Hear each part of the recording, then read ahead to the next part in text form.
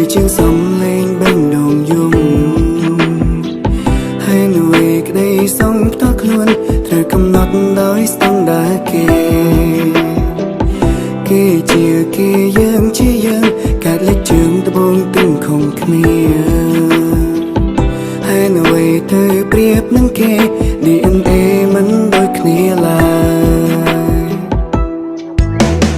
ជីវិតនេះមាន10ឆ្នាំប៉ុន្មានដងតើត្រូវទ្រាំព្រោះក្បន់បេះដូងធ្វើអ្វីបើស្អែកនេះអ្នកនឹងចាំងចេញពីផែនដីតើអ្នកនឹងសោកស្ដាយអ្វីជាងគេឆ្លងឃើញចង់ហើយស្រែកប្រាំមនុស្សនៅមុខអ្នកថាអ្នកបិណ្ឌអង្គចាខ្លាំងណាស់រំរងដល់ថ្ងៃនេះអ្នកហើយឆ្លងໄว้ខ្លាំង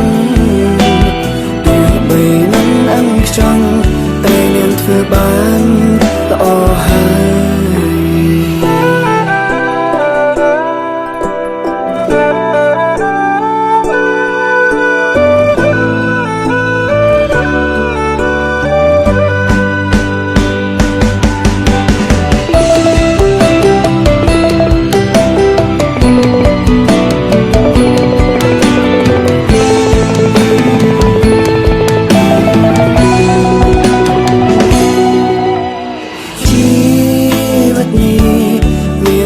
ឆ្នាំ